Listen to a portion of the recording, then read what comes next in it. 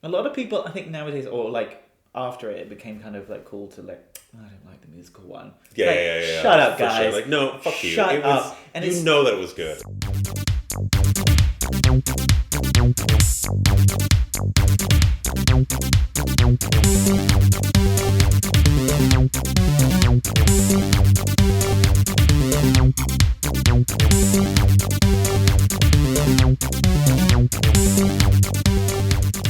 Hello, and welcome to Incomplete Geeks, a gay geek podcast. I am John, that is Nick. This is episode 29, where we talk about Buffy the Vampire Slayer. And let me tell you, if you think one Hellmouth is bad, wait till you see what comes out of ours. I still like SLAYS. You like Slay? We can No, use Slay. yours is better. No, that's fine. Well, this is the first time we're talking about Buffy. It's not going to be the last, probably. No.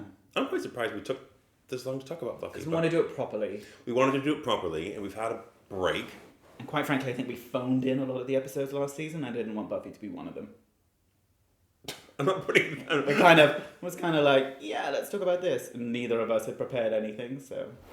Yeah, well, it's a work in progress, and I think Buffy is a good topic. I didn't want to improvise. Discuss. I didn't want to improvise with Buffy. Yeah, improvise. Sarah Michelle Gellar deserves better than that. Cheers. And Joss Whedon and the rest. Eliza Dushku. Liza. All of them do. So we both feel very strongly about this topic. We have a lot of thoughts, and we're going to discuss all sorts today. We actually the thing is, we had time off to discuss. We're coming. I've completely forgotten how to do this. Yeah, I have no idea what we're doing. The magic of editing. I took notes. I printed off resources and I took notes. I know. I did it on my phone, so it's a little bit better for the environment. But you know, I care about the future, but that's fine. And I obviously don't because I use paper. Shall we talk about Where do Buffy? we start? Yeah, we said we were gonna start talking about Buffy, how we got to know Buffy, our first experiences, how we found out about the show. Yeah. Did you want to go first? I'll you said start. Yours was less interesting. I'll start because mine is less interesting because I, in the Midwest, my part of the Midwest, so in America where Buffy was on the WB for 5 years, and then she moved to UPN, which, okay, so WB was like one of those channels, I grew up on a farm, and one of those channels that you didn't get very well reception. Okay. And then UPN didn't get that at all. And so my first sort of, like, I was aware of this TV show, but it wasn't until maybe the first or second year of college for me that I kind of met somebody who was really into Buffy the Vampire Slayer. And was telling me about, like, this storyline and this person and this character does this, and it's so amazing. And I was like, okay, so it's a thing. So what series was that? Like, what season was it that you started watching it? Had it already finished? Okay, so the show itself... No, I don't think I ever watched it when it was on TV, because it ended in 2003, 20 years ago. Yes. Mm-hmm. And I graduated in 2002, so I didn't really watch it when it was on.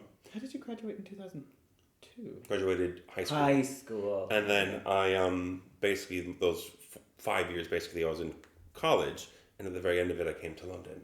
And only when I got to London, I met somebody, and then I was like, you've never watched Buffy? You're so... That was like one step below, like, you've never heard of Kate Bush? Like, that level of stupid American kind of thing. But also, you ever heard of Buffy? I hadn't not heard of Buffy. Like, I'm on their side. That was I had not heard of it, but I was like, yeah, it's a show, you know. So I was more into, like, X-Files and... Oh, yeah, X-Files. Christian shows like that. X-Files. I swear to God that you scoffed at the idea. I don't know anything about it, so... Okay, I'll do that episode. So when you watched it, did you watch it, because that was before streaming, did you watch it on VHS? No, we had DVDs. Okay. Because the person I was dating at the time worked at Virgin Megastore in Oxford Street. Thing. Yeah. Mm-hmm. Oh, fantastic. Which then became Zavvi. Zavvi. Remember that? Yeah. I for do. Like 1 year before it. What is it now? It's a Primark now. Of course it is. Yeah, that makes more sense. Oh, that's cute. Oh, I like that. That's fun. I kind of binged the series before binging was the thing you do on like streaming services because they didn't exist back then. So it took me, I definitely have seen every episode, but I couldn't tell you when. but I'm familiar with everything. Did you watch it in order? Oh yeah, of course. Okay, good. I think so. Mm-hmm. Yeah. How about you? From From the Midwest to the Middle East. to the Middle East? My first encounter with Buffy was the film. Right. Did you see the film? I think so. It was the film that scarred me for life, and I don't think I slept for like 3 months because I was so terrified of vampires. I don't know when it came out. What year did it I didn't come research that out? part. Alexa, what year did Buffy the Vampire Slayer the film come out? Let's see if she knows it. According to an Alexa Answers contributor, Buffy the Vampire Slayer was released on July 31st, 1992. Did that answer your question? Yeah. So Thanks for your feedback. It's like 4 or 5 years before the show started. Yeah, so there was so I was 10 when that film came out. Yeah. And I know it's a comedy and it's stupid and fine, but it was horrifying and scarred me for life, and I don't think I slept properly for years, and that just caused all sorts of trauma. And I remember, because I think I'd seen I Know What You Did Last Summer already, Mm-hmm. and then I found out the girl who died in it was going to be in Buffy. It's like, ugh, she's awful. She's in horror films and vampires, everything I hate. And then it was around a friend. It's because vampires terrified me and horror films terrified me. Yeah. As a sensitive soul.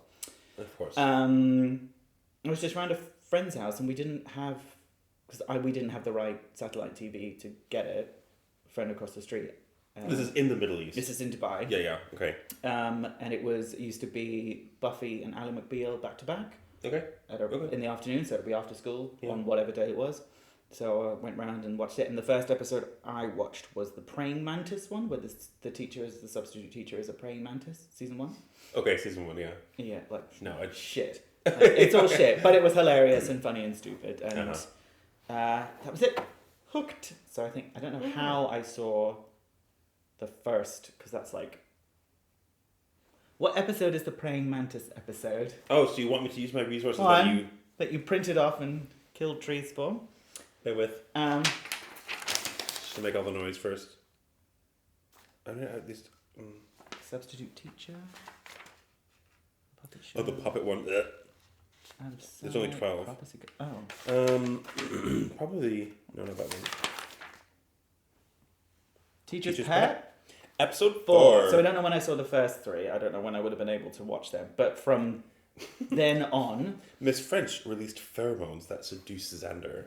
Shocking. It wouldn't take much to win him over.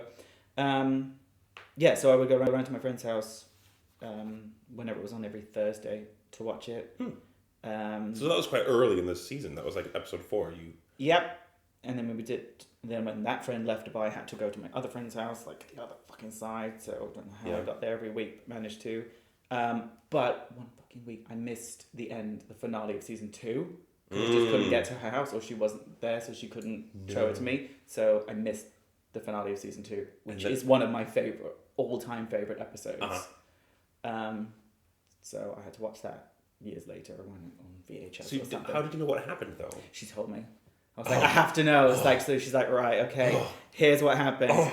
Kendra died. What? No! All of that. And then I came to the UK and I got some like box set VHSs and tried to catch up. And then we had Sky at uni. Mm-hmm. Then that was from about season 5. Sky Channel? Sky TV? You know Sky TV. Yeah. Yeah. And it was on Sky. Buffy was on Sky. So. Right, okay. And everything. Yeah. So every week, religiously watched it. The finale was a big deal. The last finale. The final finale, yeah. Mm-hmm. Because my housemate watched it as well and we loved it. Yeah. You know that, I think, now that you mention it, I think maybe, because when did I come to, oh, never mind. No, never mind. That was 2003. I was still in America. False alarm. Buffy posters, all that kind of stuff. Did you? Yeah. Obsessed with Sarah Michelle Gellar. Convinced she was my crush. Had a crush on Sarah Michelle Gellar because... Well, so here's the thing that I'm not surprised about. Because you tend to like strong female I love leads. strong female leads. Yes, I don't... No, it didn't start with her. It would have started with She-Ra and Spider-Woman and all that kind of stuff. So I've always loved that. So when it's like, I'll watch this show. And there was Sarah Michelle Gellar. I'm like... Yep. And remind me, how old were you when you started watching it? You said that was 97? 14? 15? Okay. 15? Yeah. 16? I don't know. One of them. Just keep the numbers that What way. year did it come Just out? keep counting up, like... 97. Yeah, did you watch it, like, when it came out? Yes. Yeah. But again, in Dubai, so it could have been Yeah, 6 months delays, yeah. behind. But I don't think it was. Yeah, Too because the reason I'm asking that is because it would have had a different kind of impression on you, because I watched it when I was... Well, no, hang on, because I came to London in 2007, so I wouldn't have watched it till I was at least like 24, 25, whatever. Oh, yeah, I was a teenager. So Like, different. in school uniform, watching it, teenager. Yeah. Got the CD when I came over to the UK for the soundtrack and all that, and was just obsessed with it. That was very fun. I think I liked it at the time because it was a mixture of like campy fun, but also like really interesting stories and really sort of difficult decisions these characters were making. And I was just fresh off of like acting school, and I was really really sort of sensitive to seeing those kinds of things within the story. Like, you know, when you as an actor, you watch TV shows or films and you see the acting, or if you're like a sound designer, then you hear the sound and everything you do. You know, it's just, so I was into that, and I just was really roped in by good stories. I think I aged at kind of the same speed as Buffy then, because I would have left high school. Yeah. I finished high school 16, season 2, season 3. 18. So Yeah, you would have been the same. I would have left school at the same thing. So that worked And you really had well. sex at the same time, and That did not happen. I beer at the same I did time. not have sex with a 200-year-old version of David Boreanaz on my 16th birthday. In my mind, I did. Curse you. Curse you, fate. That's my curse. Yeah. So when it was all the grown-up stuff and college. When she was in college, I was in uni, and when she was trying to be an adult, we were all trying to be an adult. So there was no hope of not following on along. That makes Loving sense. the show. It was perfect for us. We liked Angel as well, and that was fun because he was sexy and it was silly, but it doesn't have that same It's a different journey vibe. with you. It's just Yeah. let's kill monsters. Whereas Yeah. this was all about her journey and their journey Yeah. with some monsters. Like happy, sunny, Sunnydale, and like watching this, because I wrote this as well. It's like, it's kind of like a coming of age story for this. It is a coming of age story. That's a great point. Oh, okay. Are you like, don't be a dick. Sorry, carry on. I'm Sorry. I'm drawing relationships. Fucker. So coming of age story, yeah. But you don't think of it as that. Of course you do. I don't. Oh, well, because I was going to say I was coming at the same time. I was coming of age at the same time. You're coming of... Anyway. Never mind. Yes, all right. No, because I wasn't. I was like, I was already an adult. You were already coming, yeah. And I didn't really sort of grasp at the time kind of how the good parts of the story were, because she was balancing having to be a student and a normal person with having to save the world all the time. That was the dynamic that I liked and didn't know exactly why. So, at the show as a whole, what does, now that you're a little bit older, what does the show as a whole mean to you in terms of your identity, your geekiness, your gayness? It's one of the shows I don't rewatch. I've tried, mainly because Xander's awful. But it's very much, it's such a snapshot of that time. The way there's the divide between 1, 2, and 3 when she's in school, which was when I was in school in another country. And it was such an escape. It was such a part of that kind of geekiness and something to bond with friends over and that sort of stuff. And a girl to fancy. That kind of stuff. And then when I moved to uni, we bonded over it then because people there liked it, and people I'd never met who'd grown up in England, and we watched it in like the common room together and that sort of stuff. When she was trying to get a job and trying to learn that sort of stuff, which is what we were doing. So it's such a snapshot. It reminds me so much of my childhood with those friends and those people in that place. It doesn't feel like one of those shows that you just kind of put on and rewatch, unlike something like Charmed, which I watch all the time. Okay. Because I watched that afterwards, like you did with Buffy. Yeah. Whereas I feel like that's such a... Which I would love to rewatch it, because like doing research for this, I'm just reminded, like, there's so many... I'm the same. So much good stuff, but... It wouldn't hit you the same. But it might It's hit kind me of like... differently. I'm a miserable old man now. Will I be identifying with Giles the whole fucking time? Am I a Joyce? I'm probably more Joyce now. Joyce. Don't even think about coming back. Like, maybe I am. Who knows? I'm more of a Jenny Calendar. Oh, she was hot. That was cool. That was cool. That's on the list. We'll get into that. We will. So, okay. In that same vein, I would love to watch it again. Because I don't have the worry of seeing it differently, because I probably would. I'll probably see more in it. You're also old, so. I am also old now. But same as you, I was looking at, reading articles, looking at lists, and I was like, oh yeah, that one. Oh yeah, there's that happened as well. I completely forgot about that pivotal moment, And I'd love to watch it again, because I can easily because I've been apart from it for so long, I can still get the newness from it. Like I can think, oh yeah, like watching it like brand new. I'd like to. I would love someone to take the series and just edit Xander out as much as possible, and just have it when he's like, just replace directly doing the next story, or just replace him with Tig Notaro. Oh my god! Like they did in the zombie thing. What? What was that zombie thing in Vegas with Drax, Dave Bautista? Some sort of zombie thing. It was a Netflix thing. Yeah. It was fine. It was a Netflix film. Some sort of zombie thing. Whatever.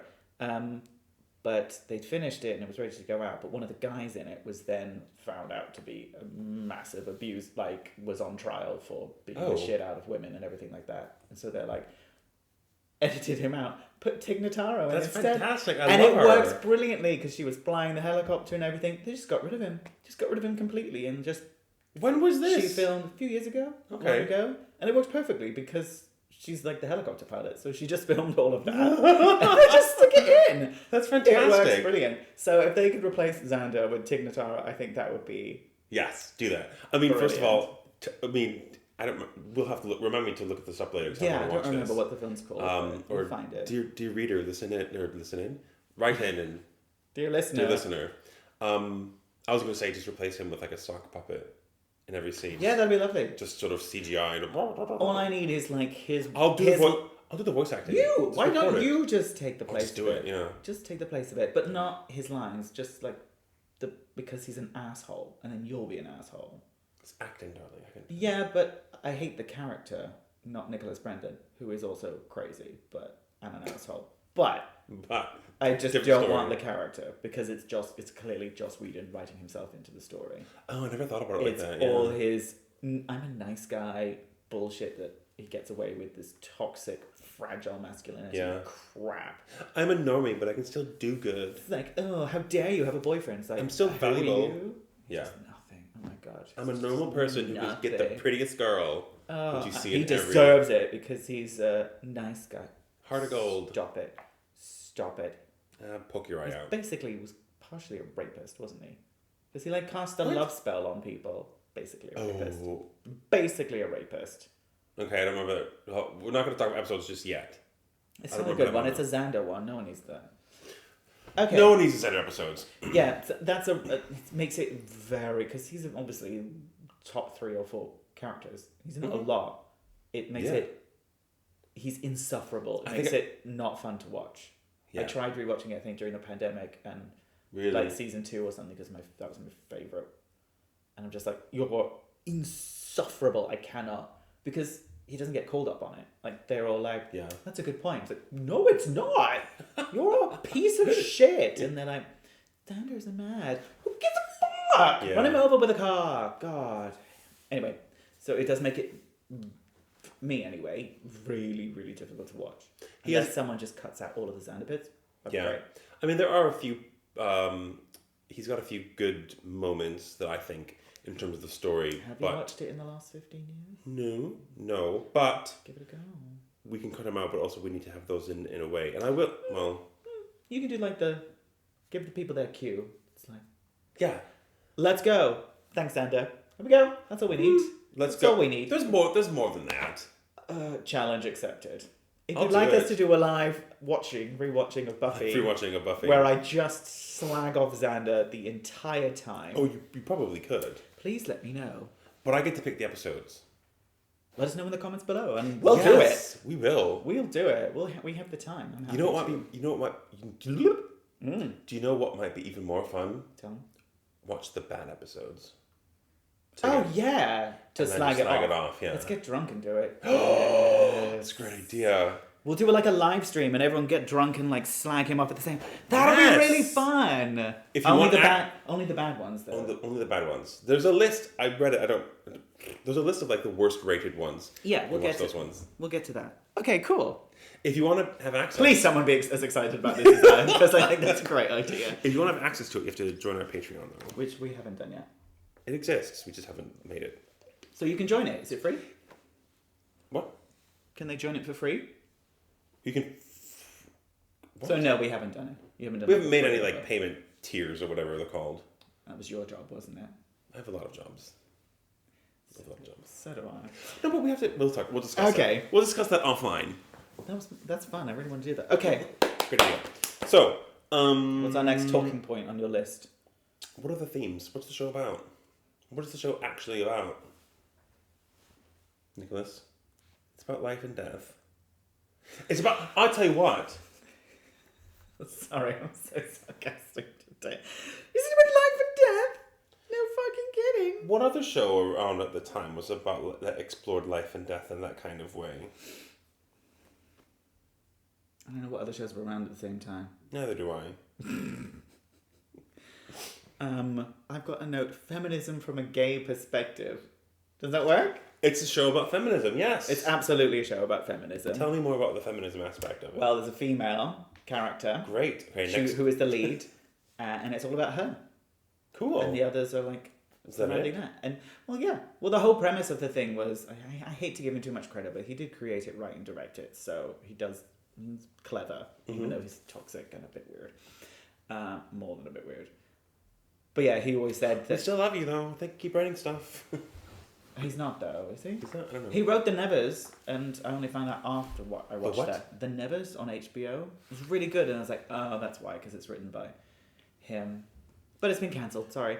Yeah, because he always said, like, it's very typical that you see horror films, the horror films he loved, like, the pretty blonde girl goes down the alley and, like, she's the victim. He liked the idea of she goes down the alley to draw the monster out and then she kills him, which obviously she literally does in the film. Yeah. That's what she does. She walks around to draw the vampires out and kills them, that sort of stuff. Actually, Which is fucking brilliant brilliant. premise, yeah. You take it for granted. Well, I do, but younger people might as well take it for granted to have had a character like Buffy from the 90s. Yeah. A strong female lead who it was all about her. She was broken and wrong in lots of ways as well. She wasn't this perfect angelic. But no, she Gets was like everything she was right. a teenager. Yeah. So she struggled, she made mistakes, and it was heartbreaking the crap she went through. It wasn't this Dawson's, because there was a lot of like the Dawson's Creeks and that sort of stuff where it was like, oh my god, everything's awful. I was like, what? Yeah. What? Her mum just fucking died. How much life and death is in awful. Dawson's Creek? That's awful. Jenny dies at the end. Spoiler, Jenny dies at the end of Dawson's Creek, so there's some death. Oh. Jenny! Never saw it. I mean, it was awful. I wouldn't recommend it. I'm mumbling. Sorry.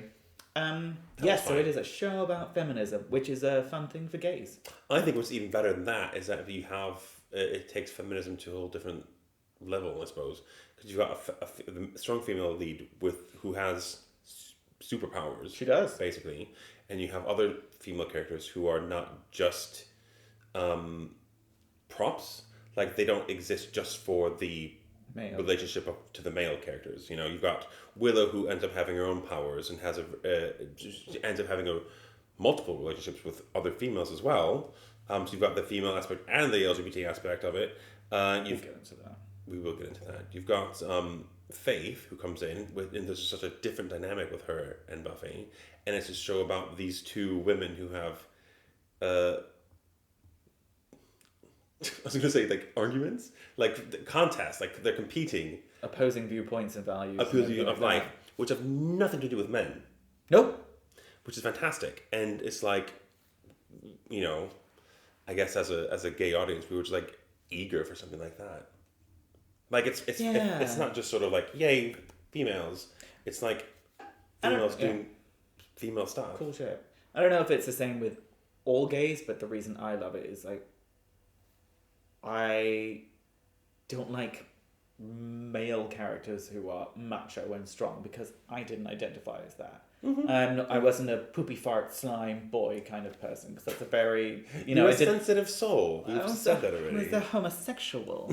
Still am. So that's why careful. So the male characters with that didn't interest me, but I still like the action and the fighting. And when female characters do it, it's just much more interesting and more. I don't know if that's the right way to explain it, but no, I mean it is interesting. You're right.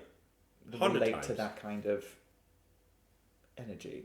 It's the same reason why I like Avatar: The Last Airbender because it has like male characters that are softer or introspective rather than the hey man kind of superhero. Or shows like that, or it shows have characters like that.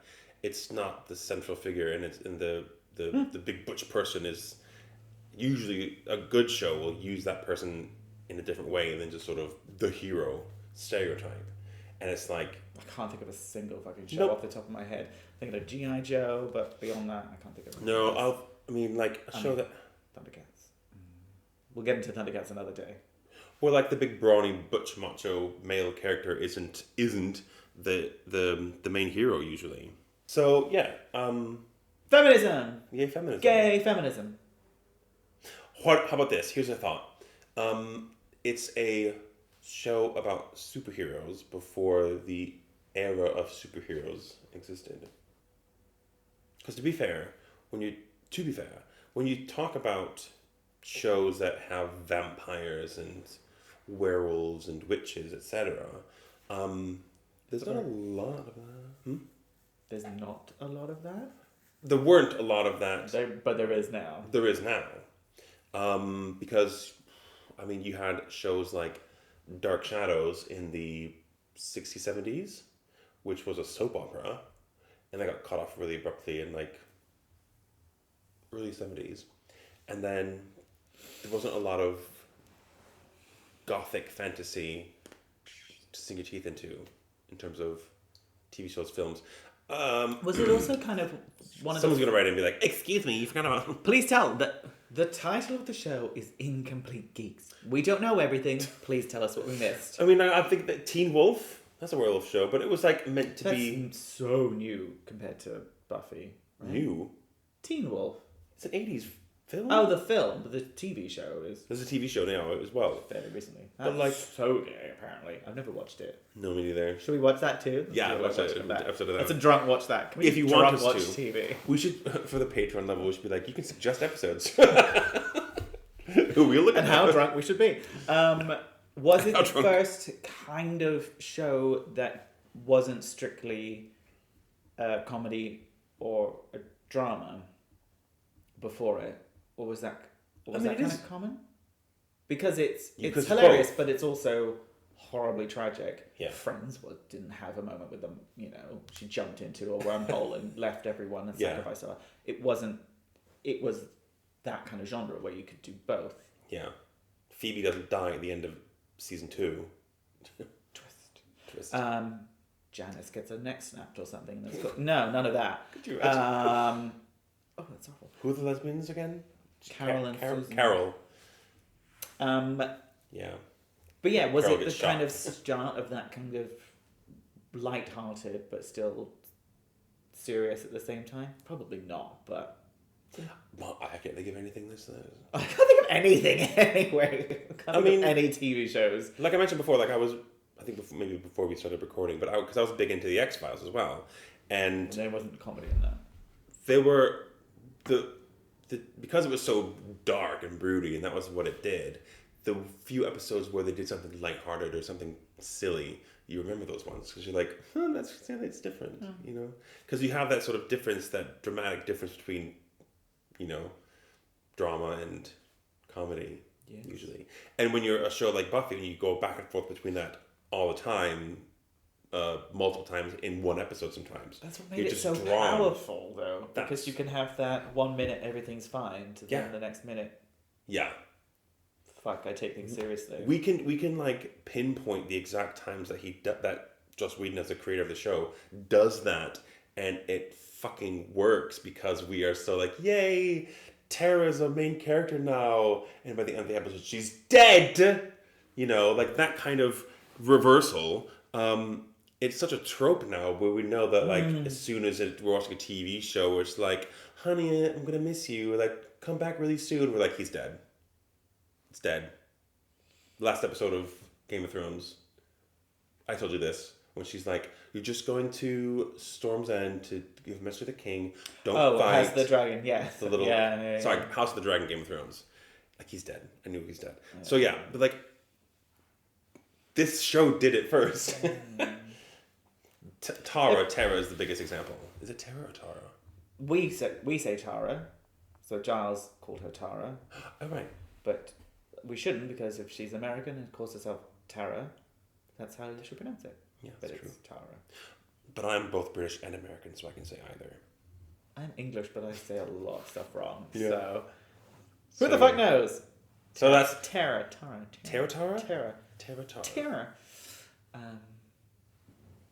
Well, that's my notes, basically. Are you done? Of the overarching stuff. Oh, okay. What was that? This is just going to get my pop socket out so we can draw. We should have like branded things on the back of it, like. Oh, don't get yourself carried away. We can make 12 followers. Let's do it later. Tell me more about gay. Tell me more about when a man loves another man. But it doesn't work, doesn't it? Turn it around. Do you know what a rusty trombone is? No, but I think you're going to tell me. Because there was a performer, my housemate was a rusty something else. It's like, what, like a rusty trombone? It's like, what's that? And I thought it was the wrong way round. It's where, like, you're rimming a guy and then you jack him up at the same time. So it's like...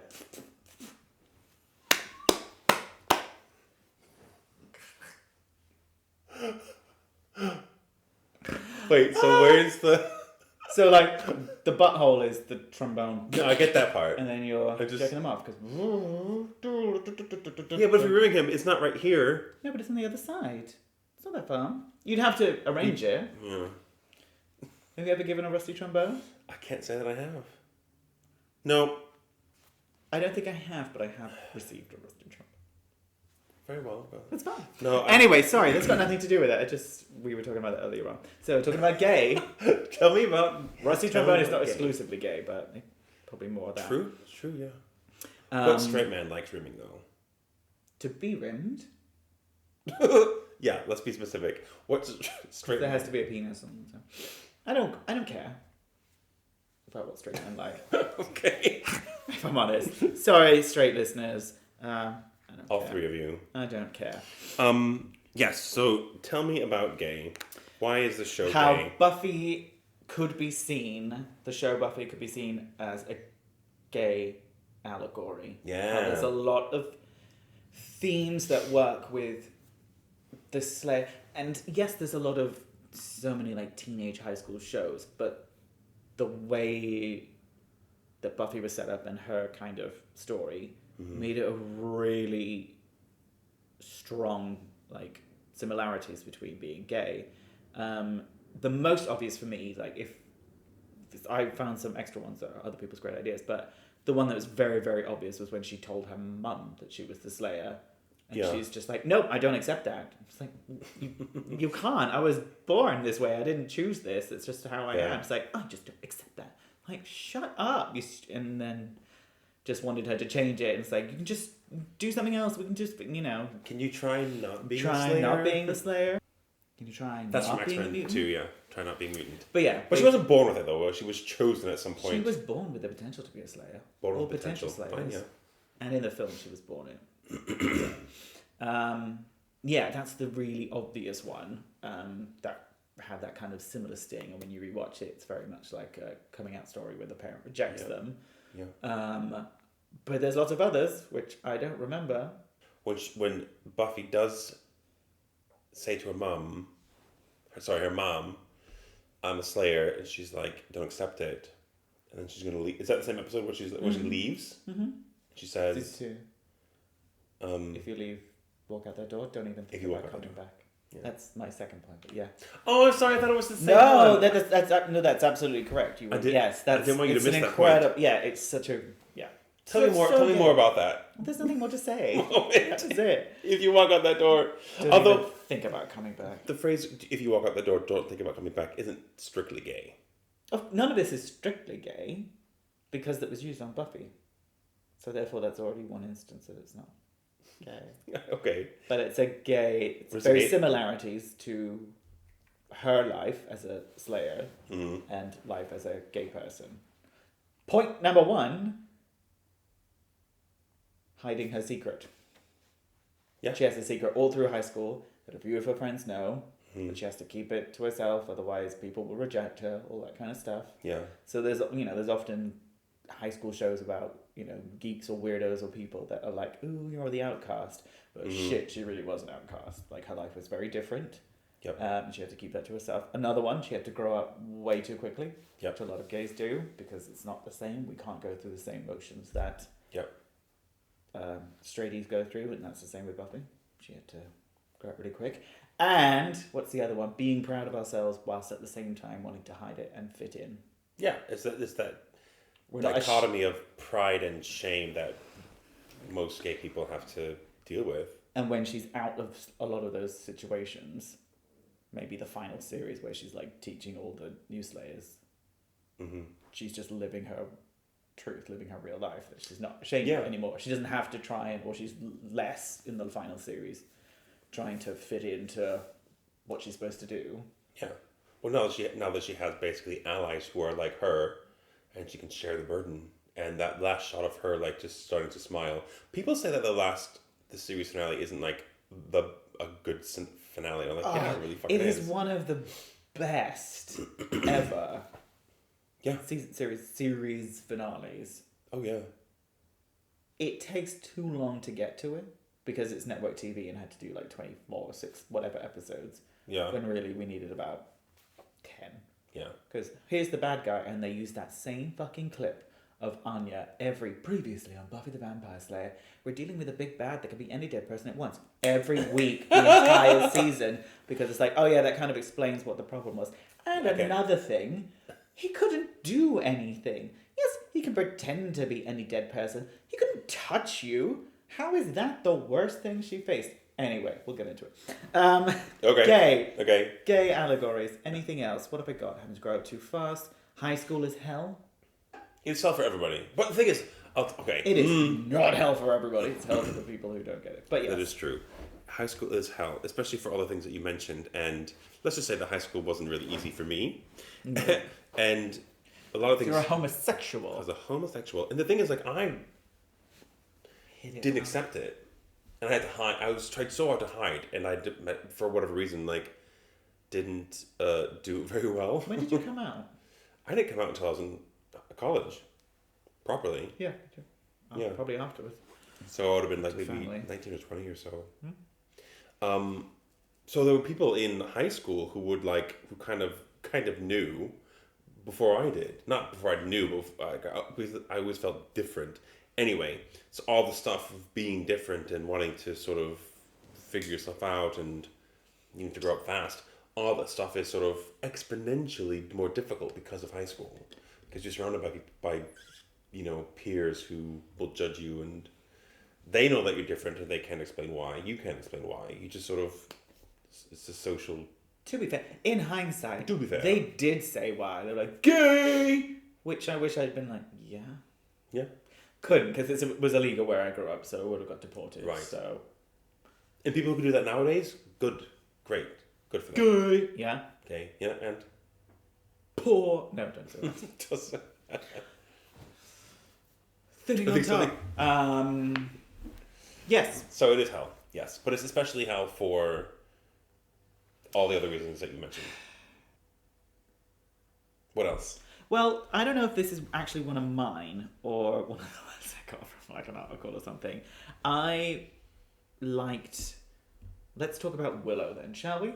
Sure. Because she Is a gay. is gay. Yes. Or was revealed to be gay. I like... My favourite kind of part of Willow's journey was sort of when she was kind of coming into her power and when she was meeting Tara and that sort of stuff. It was, and again, a good gay allegory, but then I suppose it wasn't because it was actually also gay. Because she was becoming a lesbian and a witch at the same time, yeah. whereas Buffy was just a Slayer, that sort of stuff. She became not only a better character, but more and more powerful when she started accepting who she was. Mm-hmm. Yeah. When Oz was gone, when Xander was gone, she was in college and actually recognized for her intelligence and her individuality, which then also has her magic and that sort of stuff. She blossomed into a super powerful character because she was accepting who she was. Again, it's a very... I wouldn't say I blossomed at university. I'm really glad no, there's but you no sort of... photos. But you do, the Willow of 1 and 2, kind of 3, I didn't really care for because it was very much a trope of the wispy, wallflower kind of stuff. And it shows that was just the environment of this toxic asshole friend she'd known her entire life. Buffy? Her entire life. Right, okay. Toxic asshole. Yeah. Xander. Xander, there we go. And she was away from him because he was working at an ice cream parlor or something like that. And she got to be herself. And then she became that cool... I think it was Hush, that cool episode where her and Tara are being chased by something. And they don't say anything, but they just grab hands and then they can throw stuff at it. It's like, it's really... And I love that kind of stuff. Yeah, they're stuck in the closet or the... Yeah. Closet, stuck in the closet. Whatever it was. And, I don't think it was a closet, but... It was like a really large sort of storage room kind of thing. I remember that moment, yeah. Yeah, and it just gets more and more and more. And, when Buffy died and she had to be in charge, she was just growing up and then she became more powerful. And then she was it was just... That's when her character became interesting, when she became a lesbian. But it's also, who she really was, a witch, that kind of thing, was who she was supposed to be the whole time. And that's also we're supposed to be homos the whole time. Yeah. Here we are. And the thing is, that show allowed them to do that. I'm sure they didn't have that plan when they started the show. No. Because they didn't. Well, no, in fact, they didn't. They talk about, what's the one where, there's a parallel sort of, Buffy never came to Sunnydale. It was Anya. The Wish. She was a little gay. Yes, she was. Yeah. And because that character, because the actor doing that, she was such a hit, basically. We love that. Can you bring her back somehow? And then they brought her back, and that's when they're first. I think she's a little gay. Yes. I was like, that line, which is meant to be just a tiny thing they put in there, away, but people were like, "Oh my god." And even they say this, "Oh, it's just the demons, got nothing to do with who you already are." Angel's like, "Well, actually." Yeah, exactly. Yeah. Well, yeah. And they flew with it because they were able to. And she worked so well to just be get rid of this boring, mousy character to become. When she was a vampire, she was badass. The Wish is such a great episode. Yeah. Oh my god, it was so good. We'll get to that in a second. We'll get to our list. Yeah. How long do we want to go on to the episodes? Should we? Yeah. Yeah. Fine. Yeah. Yeah. Okay. So, anything else you want to talk about Willow being gay? The thing I think Willow has the best journey, basically, the best character development. Is there anybody else? She has a consistent one, which at this point becomes crazy and whatever and that sort of stuff. Whereas but there's definitely Buffy coming back. I know people hate season 6, but I loved her journey. I love season 6. Really? I didn't think you would. Mm-hmm. I loved it because it was just so painful to watch her try and be alive as an adult and try and do everything, and everything sucked, and she just had to keep going. It was so good. Yeah, that's why it was so good, because you could see the struggle, and the thing is she's struggling with life, the fact that she's living. Which was a great, again, allegory? I don't know if that's the right word. Metaphor for depression. Yeah. Which, a lot of people might have connected to, I suppose. Connected to, that's not what I'm talking about. Yeah. That's a good point. About Willow? No, I think you covered it. I think, she's very mousy in the beginning, and then she sort of starts to come out of her shell. Because when you think of us at high school, think of yourself at high school, it's like, maybe not the same, but like, it's not even recognizable who we were or who we had to try and be, and we're like, oh, this is completely different. This is my little character that I play, and when you're like, oh, fuck that shit, and you find people or an environment where you can be like, oh, I don't give a shit about that. It's not even evil Willow or badass Willow, mousy brown. Look at my things better. Shut up. I love it. Look at my brown sweater. Look at my sweater. Oh yeah, and the term is Dark Willow. What did I say? Evil Willow. I'm glad I didn't say black. Well, she's not, because there were no black characters apart from that one guy. Kendra. Apart from that one guy. Riley's friend. Riley's friend, yeah. And also... I forgot about Kendra. I'm sorry, Kendra, but you're easy to And also the mayor. There's a black mayor. The mayor? Robin? Or his, his henchman vampire, who was really cool, actually, in season 3. So there were some black characters. No main black characters. Nope. That was the 90s. So, that was the 90s, yeah. We've come a long way since then, Nicholas. Do you want to do episodes or characters? Well... I think episodes is better. I think characters was... Okay. So, episodes. I have them all right here. We're not going to read them all. Oh, no. But I've got a little listicle, because I love a listicle. Mm-hmm. It's like the top 25. And then I've already scrolled through it, and then not in the order I would agree with. Yep. But I'm actually number one, probably is. Well, actually, okay, so it's good. It's 25. That's a lot of episodes. We don't have to go through all of them. No, we're not going to. We can't go through 146. No, God, no. We're not going there. But hell no. But here's what we should do. We should talk about some of the best episodes. Best /favorite, and also some of the worst, because that's fun. I don't know any of the worst. Yeah, Beer Bad. They're all forgettable. Oh, I hated that one. Beer Bad. That's what I was thinking of. There's also a couple in the early ones. A lot of season 1 was awful. My first episode, the praying mantis one, was awful. There was an egg one as well in season 2. Egg? Like they had to look after an alien. Yeah, that was stupid. I remember this one, and it's just because it didn't age well. It was where Willow was scanning documents in the library, and she scans this old runic book or whatever. Yeah. And I just remember this moment of her grabbing the scanner itself. It's like some sort of, it's like a light bulb. She was with her hand. It's like, okay, I'm done now. And just walked off. That is how scanners used to work. You used to have a handheld scanner. It's ridiculous. But it was a cute story that once you read from the book, he came out of the book. But because she scanned it, he came into the internet. But the rest of the episode was stupid. And then he constructed a body out of computers. Computer things. And I was like, what the hell is this? Some of the monsters were very much I don't think not hit. I don't think any of the monsters were a hit. Yeah. None of them looked good. They just never was. You mean Monster of the Week monsters? I mean, even the main monsters didn't look good. The only ones that looked good kind of were vampires because they just looked like that. Yeah. Well, yeah. Werewolves looked fucking awful. Why was it not wolf shaped or something? It was this weird I don't remember. Ape thing.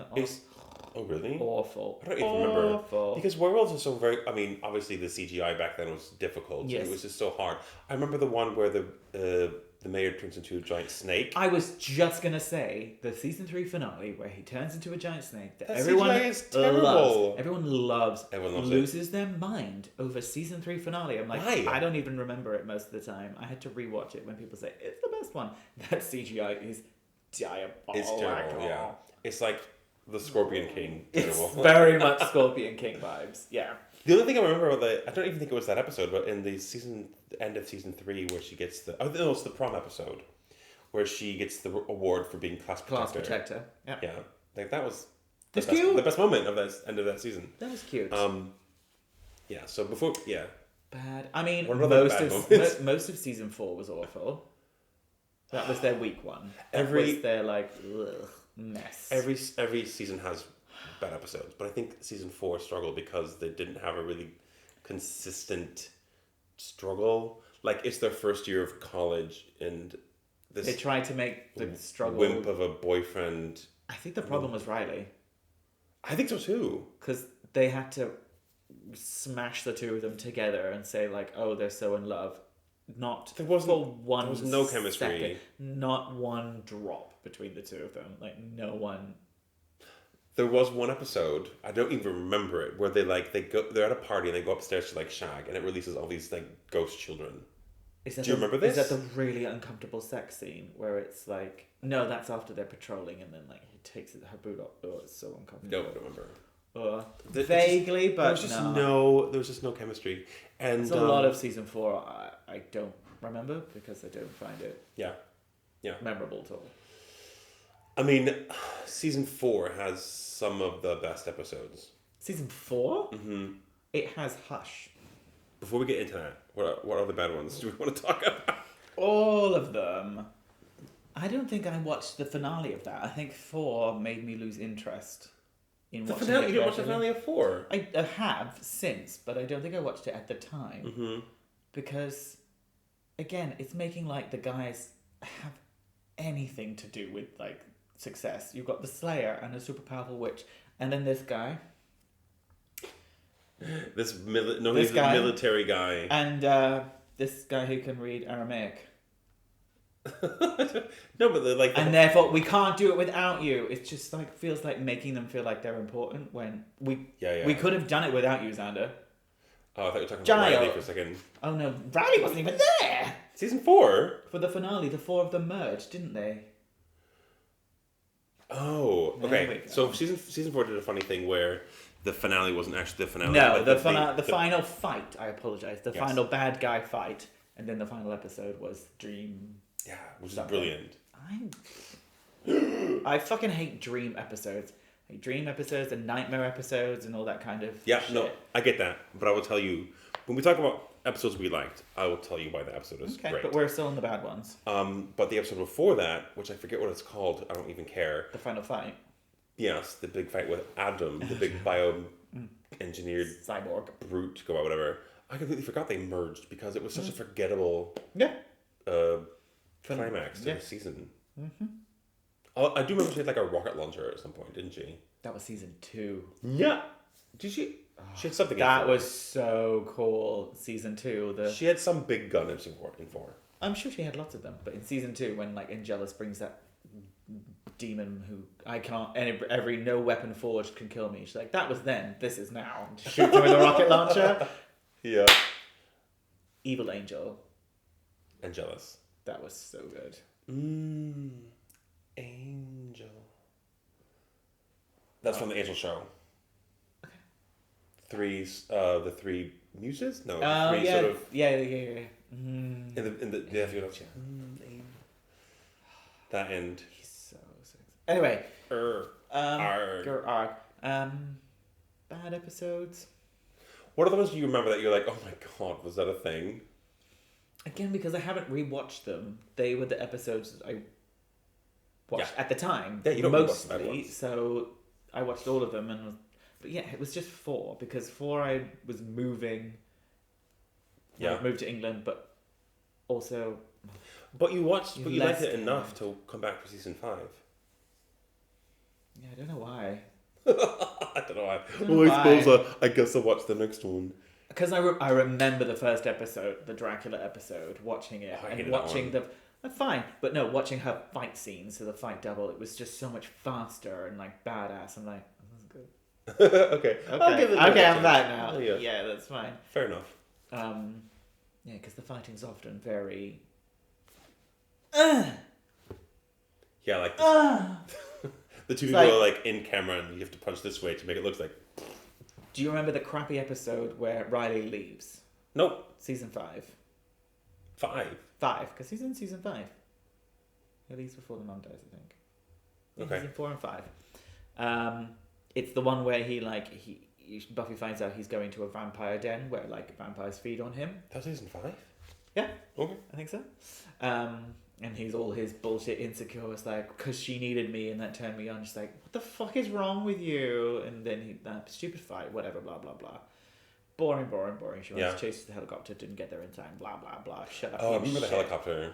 He's shit. All of it's crap. However, on the way there, she's surrounded by like 5 or 6 vampires. Mm-hmm. But because it's like a throwaway fight, it's like, let's get this done because she has to go and get Riley.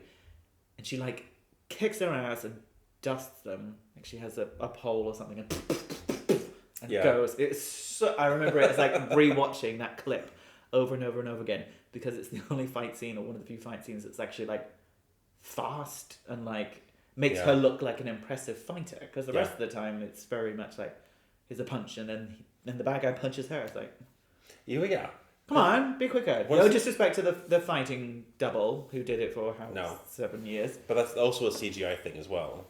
Because as the show went on, it was really hard to sort of get the dust looking right, and so they kind of tried to get a lot of dust off screen, and then in probably about season 4 or so, they got like, oh, the show is going to make some money, and there's advances in CGI. Season 6, they had a shit ton more money, wouldn't they? Because they went to a different network. Probably, I don't know, but yeah. So like, I do remember like, again with my sort of actor brain, I was like, oh, that saved a lot, $10,000 because the dusting was off screen. I love that. If you rewatch like seasons 2 and 3, whatever, you can see that happen a lot. Not always, but like often. Oh, cool. If it's a low budget episode and they weren't doing anything else crazy CGI, they can maybe have one dusting on screen or whatever. Did they ever do a bottle episode? I feel like they would have. I mean, I'll tell you what, kind of. No. Because when was it Anya's shop? Mm-hmm. A lot of stuff happened in there, which I love the fact it happened in there. And there was the one where they get the memories erased. Tabula rasa. Yes. Every show, like every superhero magical show, will have an episode called Tabula Rasa. Everyone does. There's an episode of Lost called Tabula Rasa. Of course there is. It's like, ooh, we're going to be Latin name and like crazy. Every single one will have one of them. Yeah. Clean I mean, slate. I can think of like blank slate. I can think of 3, but whatever. Yeah, so it's one of those episodes where it's like a spell goes awry, and but that took place a lot. It wasn't all of it. No, they go in the sewer, so not a proper bottle episode. No, plus she cast a spell in the fireplace at her home. So no, then. It's a shame. I would have thought they would have done that. That would have been good for them. Acting chops make them probably act. Anyway, but if Joss Whedon had done it, it would be like a bottle episode where things come out of the wall or something like that. Just because you can't do this a normal one good thing about this show is that you do something and it's completely different. It just what does it do? It subverts the norm. So it's like you have this idea of sure. Yes, I wrote it down. It's like you have like an episode about this, but it's actually about something else. Of course, so, yeah. Metaphor for this. I shouldn't do that. I'd like to see a bottle episode that Joss Whedon does. Like, well, actually, we're going to do this way. Anyway. Any other bad episodes before we get on to the good ones? There was, I'm thinking of... I'm sure there's loads, but I just don't remember them. Can I just say, the robot... the one... I know the robot comes back and it's got a... where they Mr. Robot? No, where they create the Buffy bot. Oh. I was just like, these 3 guys are so annoying, and they're just creating like, ooh, a sexy Buffy bot. I was just like, ugh! All sorts of cringe. I was like, I don't like this. It's very cringe, but... That's what I was thinking of.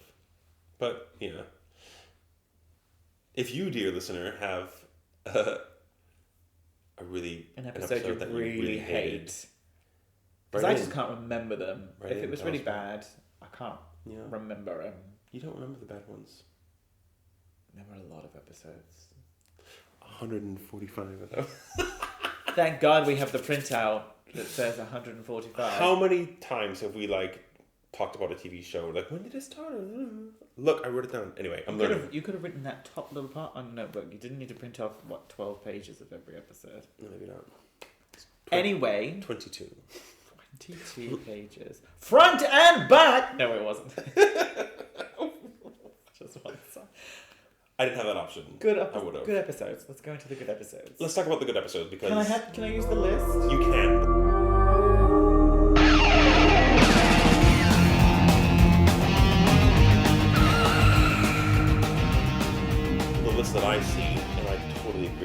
there's a consensus on the best 3 episodes of the entire show. Do you want to say that before we go into the list so that it's noted, or do you not really care? I don't know. I don't mind them, but I have them written down. I'll circle the 3 that I mean, and we can see. Oh, okay. Do you want to do this first? Or do you want to do this? I've lost track because the first one's done. What do you think the best 3 episodes are? Okay, that's a good point. I think that there's more or less there's a consensus okay. So I'm interested in hearing what you have to say, because basically the reason I like, and I do have a favorite one because of the way that I watched it. And so if you have, I would say I've got 3 that are 3 standout episodes, and then there's maybe not better ones, but like these kind of are like seem separate ones, whereas these ones are brilliant moments in Buffy's life, which are my favorite. Right. Probably more of my favorite God, I just ones. remembered one. I'm gonna write it down before I forget though. Because we've talked about the 3 standout ones off camera are the ones I'm thinking of. Yes, I think so. Is that what you're... Yeah, I think so, but I'm writing this other one down. Should we do the standout ones first? Yes. And by the way, 2-parters count as one in this. Okay, great, because context. on my favourite ones, that's also a 2-parter as well. Yeah. Hush, The Body, and Once More with Feeling. Those are the best 3 episodes of Buffy the Vampire Slayer. They are the standout episodes where he can take the time and did something different from the story, stepped out of it or whatever. Yeah. And challenged it and took a risk. And all 3 of them are fucking brilliant. They're so good. A lot of people, I think nowadays, or like after it became kind of like cool to like, I don't like the musical one. Yeah, like, yeah. Shut up, For guys. sure. Like, no, fuck you. Shut it was, up. And you know that it was good and done well. It's not just because it's a musical, Yes. which was the first time it was done. No one had done that, and everyone's done it since. Ally McBeal did it. Like a musical episode? Before? I don't know. But. Before? I don't know. Or afterwards? Because lots of people have done it after. That's my point. Anyway, not just because it's a musical, but it's because I love season 6. Like, it's such a perfect moment in fucking Buffy's trying to be alive storyness. Yeah. It's great. And it lets all her feeling, Yeah. everyone knows the truth and all that shit. Exactly. So, like, again, the way that Joss Whedon does it, it's not just a musical episode. It's a musical episode that, for a reason, it's one where you have to sing, you have a compulsion to sing, and also reveal your innermost secrets. That was the whole point. It reveals everyone's, because not only is it Buffy revealing her secret. Buffy. I don't give a shit about Xander, but Xander and Anya, we realised, like, oh, maybe you're actually a terrible toxic couple. Yeah. But whatever. Yeah. Who else? Willow. Willow, she finds, that's where Tara finds out that Willow used a spell to erase her memory, where she betrayed her, and it's like, that's the end of the trust and all that kind of stuff. Giles realising, it's like, shit, I've done all I can, I need to leave her to grow up, that kind of stuff, because of his song. And it just kind of, it's a mustard stain out I was just going to say the mustard. But it pushes all the characters rather than just letting them take their time to reveal it. It's like, everyone. I think this line is mostly filler. He uses that kind of a bit too much. But that was her one line that she didn't want to sing. Because she's a terrible singer, bless her. Well, and I loved it bits where it's like, like where she's fighting. And it's like, Anya, Tara, go back her up, because they're the 2 you would never send. But because they're wonderful singers, it's like, yeah. Go, Amber, Emma, go and back her up. It's like, because you're actual brilliant singers. And Giles. Yes, Giles and Spike are also excellent singers. But even in... What was Spike's truth? Did he say like he loved Buffy or something? She already knew that, I think. Because it... Yeah, she knew she was obsessed, but they snogged at the end. So that was something with the music, so I think it was still part of it. Okay. And then they start fucking. Even, I don't know if it was 6, probably 7, where they do the Anya episode, where she kind of has a little throwback song. Oh yeah, like a memory, or like a flashback. Yeah. I'll be his missus, and then halfway through it cuts to her having been stabbed by Buffy. Oh my god, I love that moment. When we were talking before about like the is it juxtaposition of the comedy? You can go straight to drama. Yes. It's a perfect example of it. That's very good. Look at us, we sound so smart. I believe so dumb. we know a lot about We're this TV so show. dumb. That's perfect example, and I forgot about the moment, so you just said it. But yeah. Because the flashback was like was more of that song, wasn't it? Christmases. Yeah. Or was it just her? No, she's just singing to Xander because Xander's awful, so she's just singing about, I get to be his wife, yay! She's dead. Yeah. She's not, but whatever. Her death was so sad. Anyway. Yeah, it was, yeah. Hush, I remember because it was in 4, I missed it. Oh. I missed it, and we knew because back then you had it like in the Radio Times, the episode that was going to be on. My lesbian knew it was going to be on, and she's like... My best friend was my lesbian. She's like, record that fucking shit because I really want to watch it back in the recording days. And I went out and got drunk instead, and I didn't record it. She was so angry with me. You deserve. Yes, that was your karma for like, missing. What? I don't know. Yeah, I deserve that, but yeah. So I didn't see it until years later. Yeah. Because I'm like, I'm not going to rewatch 4 or whatever. Yeah, but yeah. I saw it for that episode, and how because people loved the show and his way of writing and how he created this new way of communicating, this new dialogue, Buffyisms, the way they spoke. It's like freaking me out now. The way Buffy spoke was coined like Buffyisms. Oh, really? Like the sort of like the teen speak. Yeah. Right. Okay. It was a whole new way of talking, and everyone praised that because that's sort of brilliant writing. And so it's like, right, how can I fuck it up more? And no one can talk. No one can talk. Yeah. It's so good, and not only was it Doug from he's in Discovery now, Star Trek Discovery. Doug Jones, the 7-foot tall creepy guy, who was also Billy Butcherson in Hocus Pocus and is Lieutenant Saru in Star Trek Discovery. Doug Jones. Doug is Jones. The same this as giant is one of the gentlemen. The water creature from Shape of Water. Yes, he was. Yeah. And he was the lead gentleman. Because it's so creepy and brilliant. It's so good the way they just hover. Yeah. But you actually see them hovering. Shut up. It's just, they took a moment. They're like, this series is boring as fuck. Let's take an episode and do something fucking nuts with it. And I don't need any of the other episodes that season apart from that. They had the opportunity to do that. In my humble opinion, I think Hush is the best / my favorite episode. I don't have the emotional connection with it, but yes, it's wonderful. Yeah. I mean, I remember watching it because I was watching them in order, and I wasn't really like I do nowadays. I was just like, I'll watch an episode and then research it on like the wiki for the show. But I was just watching these episodes, and this one came up, and as you know, 4 was like, okay, next one, and this one just hits you. You're like, wow, like that was a good. It's about communication, where they're just taking everything out that you can't do it. It's just like losing a sense. Where Buffy does that. Yeah, I was like, what are you doing? No, the steak and Oh, it's so good. And like there is some sort of like, okay, there's technically not no communication because they can just show like writings and drawings, whatever, and different ways to do that. But the fact that Buffy and Riley are the two characters where they both discover the secret of the other person, like, oh, you're a Slayer, oh, you're in the military. That happens in Hush? Because they're fighting these people and they've discovered that, they're the same. Wow. They're hiding something. I remember that because Riley's so forgettable. Yeah. So they're like, oh, this is something I've found out about you, and we should probably talk about this. And, because they had a relationship up to that point. And then as soon as they get their voices back, the end shot is just them sitting in silence because they can't speak about it. It was brilliant. I loved it. And it was a chance to... It wouldn't have worked if all of them weren't really good, like, physical comedic actors as well. Like the bit where Giles is doing the presentation and it's like, upside. It's such a chance for them to really show off. Like, because those kind of moments, just like, it's the lightness within the sort of the grim episode. Like, people losing...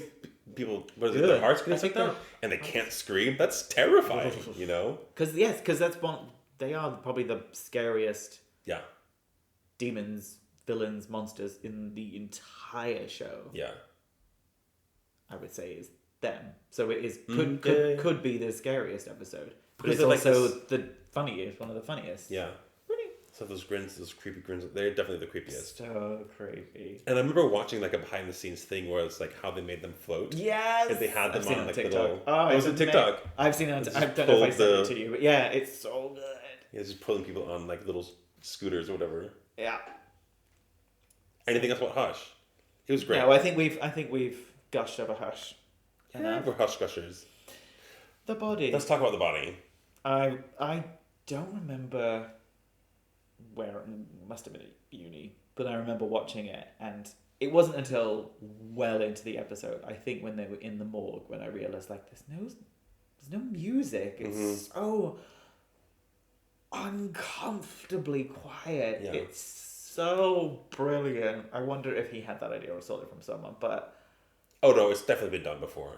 Like it's Hitchcock did it.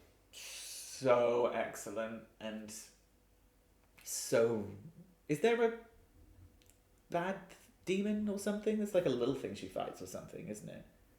In the morgue or something, someone comes back or something. Was it a vampire? I don't know. That she was like, Oh yeah, probably. That she was fighting I while have to do yeah. this while Yeah. I can't even remember, but it's the most human episode. Mm-hmm. Is that the one with? Is that the one with Anya's speech? Anya has a really memorable speech about because she's like She's not 600-year-old demon, whatever. I don't understand. No one will tell me why I can't talk about these things, and Yeah. Joyce will never have fruit punch again. And Yes. It's Yeah. Is that the same episode? Yes, that's the memorable speech. It's the episode with the speech. Every main character has like a bit of a moment where they get to talk about how they're dealing with it, and it's so good because everybody deals with it in a different way, and because how we. I guess people do deal with death in Yeah, very but different ways. Not just that. It's like how often are you going to get a 700-year-old demon talk about how they deal with How she the still death of a doesn't loved one? understand death because she hasn't died and probably never loved someone before. Yes, I mean, did it win Emmys? Did any of this stuff win Emmys? The fact that Sarah Michelle Gellar didn't win an Emmy at all for Buffy is disgusting. A few fun facts about Emmys. I think I'll tell you in a second, but the beer one, beer one was nominated for an Emmy for best hairstyling. For her backcombed hair? For like the sort of Neanderthal ratty hair. Are you kidding me? Wait, what season was that? That was 5, wasn't it?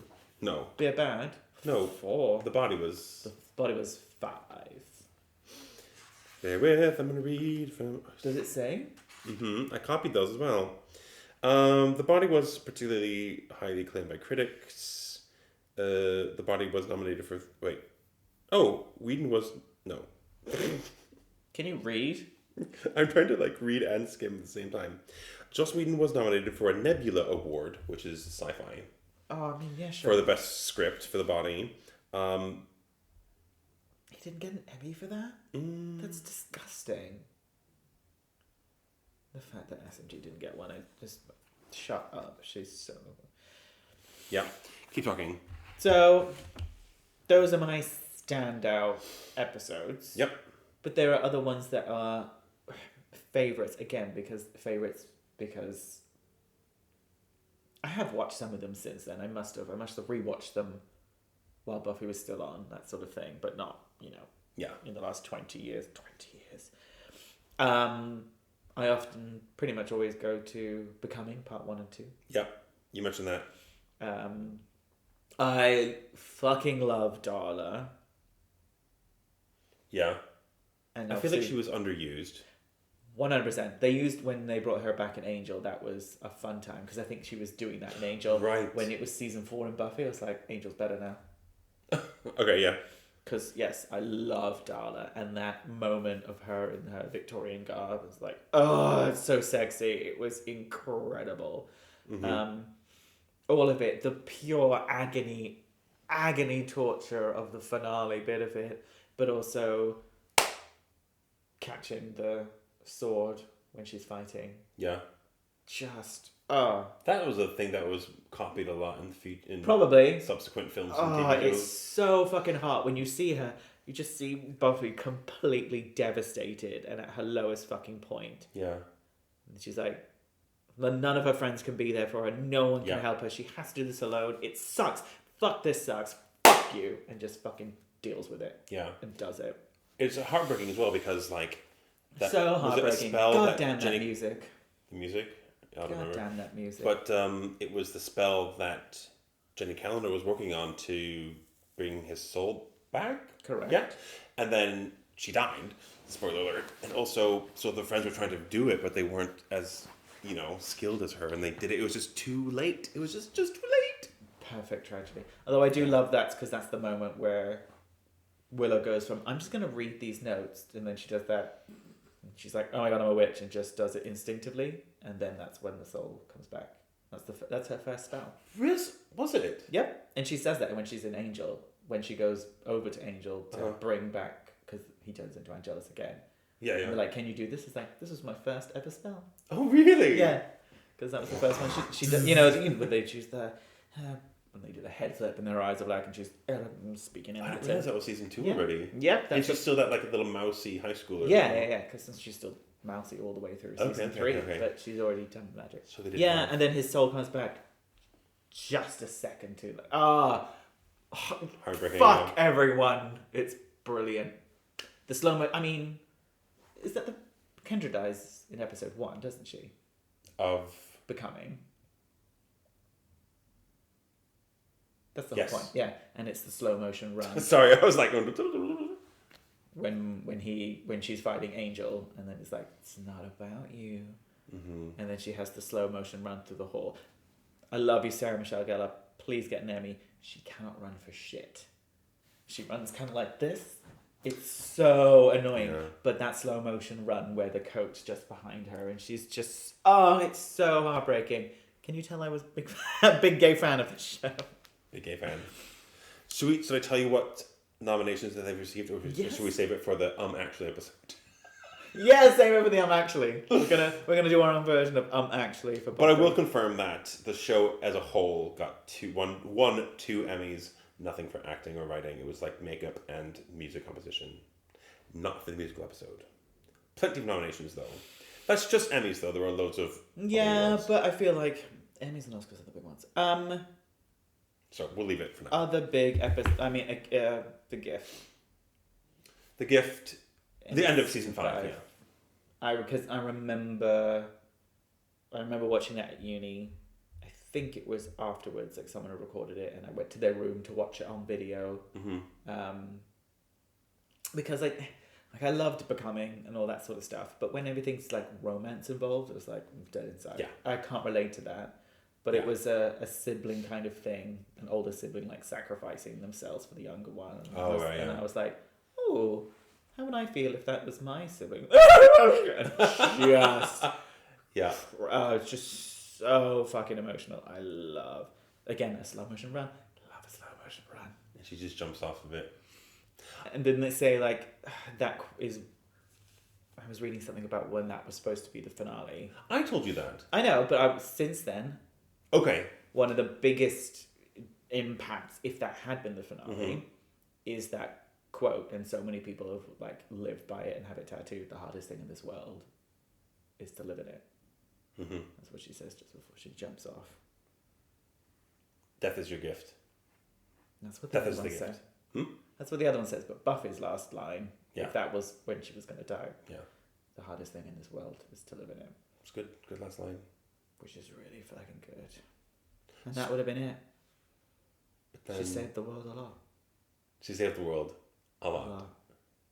So it was gonna be the last episode, because I told you that, and then I and then I doubted myself because I never saw anything about it. I had no idea because, again, we were behind, and I think we'd gone on holiday to the States where they were advertising like she's back, like all the billboards were like she's coming back before we'd seen the finale. So okay. Cheers, Americans that ruined it for us. Okay. But yeah, and maybe some Faith episodes because Faith, Faith is Faith. Oh man, I've got some. I can't get into Faith. That's okay. I loved her in Angel, but I kind of feel like the sort of double agent, like I'm the bad one actually. The bad version of you, kind of. Oh, when she was being the bad Slayer, you weren't into that? When she was the rogue Slayer or working for the mayor? Yeah. I get it. No. I get it. But like even when she was like, I'm just a bit naughty, and I'm just like, whatever. That she's the naughty one and Buffy's the boring one. Yeah. Like everyone I was into that. There was a two-part where they swap bodies. Yeah, that's in 4. Is it 4? Yeah, I don't remember. Because she fucks Riley. Oh yeah. But it wasn't her. Like again, that's an example of like the trope of body swapping, and like actually, there's another twist because like he shags her, but it wasn't her. Like that's clever writing. I loved it. But I was also bored with like, ooh, look at me! I'm gonna do crazy things. I'm in a body that isn't mine. I get it. I don't really like body swap episodes unless it's in like animated where they can swap the voices as well, because that's cute. Yeah, but what you're watching, they did a good job, and I think Eliza did a good job being Buffy, which is more difficult than Sarah Michelle Gellar being Faith. Yeah, because who cares? What's Faith? Who can just be like ballsy and shit, whereas Eliza had to try and be this hugely important character and try and. Yeah, you mean stop freaking out! You're freaking out! Stop walking away! You're being a walk away. You mean Sarah? No, because Eliza had to act as Buffy, which is more difficult because Buffy's a really well-established character. We know all her mannerisms, that sort of stuff. I see what you're Whereas when Sarah Michelle Gellar was doing, she's Faith, it's like, I'm just a slut. And we go, this is easy. Which is great. Shag me. Which is great. Here's my boobies. Woo! I wish Faith had been a lesbian. Oh, that'd be that good. would have been better. Which when she came back, she's like, ugh. Or like bi, maybe. Xander was awful. No thanks to you.